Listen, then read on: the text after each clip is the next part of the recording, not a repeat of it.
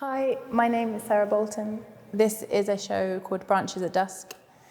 The works in the show, for me, are to do with trusting in something that that's unknown, that you're not certain about,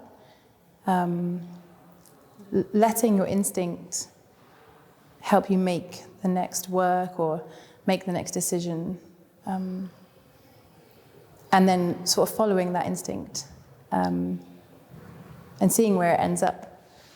A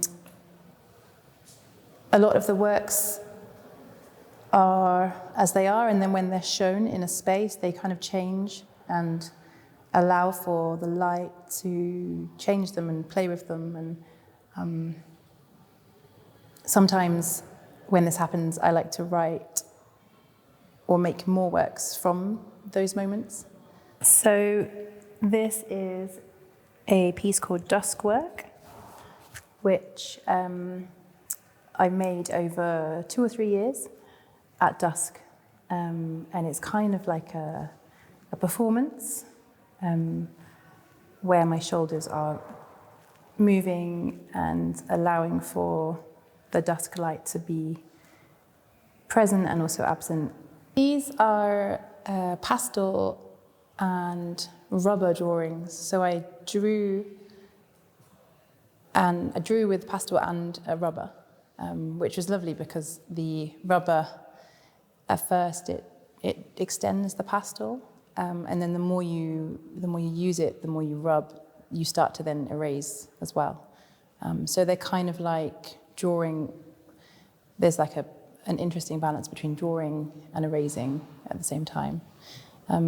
The drawing is of a bird taking flight, so it's like a close-up of some wings. This is one of the fabrics that's in the show. It's dyed with branches that I collected at dusk whilst walking in the woods. I didn't know necessarily which branches, what tree it was that I was collecting, and so the dye was also a surprise. And they've kind of landed, when I was just like packing the work up and stuff, they landed as these wave forms, these folds, which I really liked. So I just kept it like that.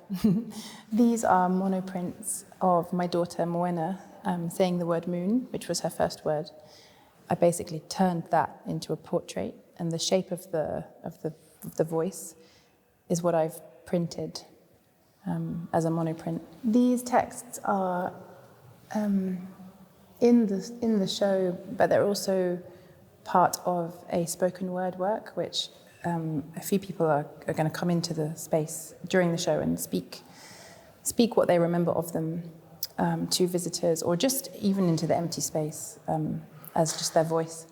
So they're in the space as well, because I quite enjoy the idea of them transforming when they get voiced. And they're all things that have happened, kind of action pieces or happenings that are then written into like poetic sort of documents. Yeah, I think the works are always made in this live way, whether it's a performance or a gesture or an action work, or even when I'm making a drawing series, there's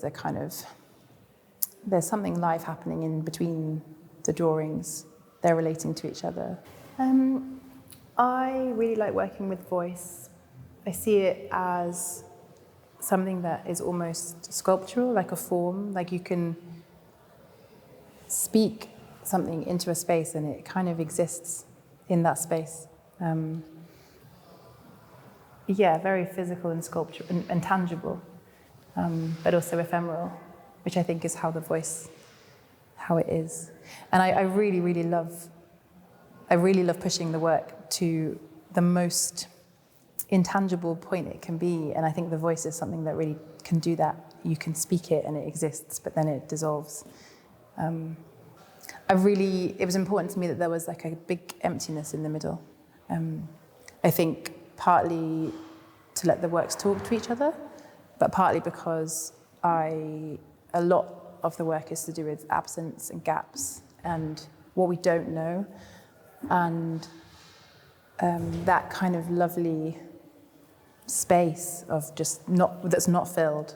I think absence is very beautiful, actually. It can let imagination work, and sometimes when something is absent, it's really, really present.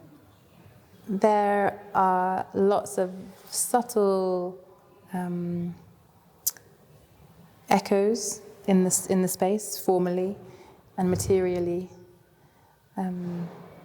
I think it's a case of really noticing. I think I'm always noticing, and I think this show there's a lot of very subtle details that reference each other, which I think highlights that state of that sensibility of noticing the small things and the relationships the connectedness between things as well.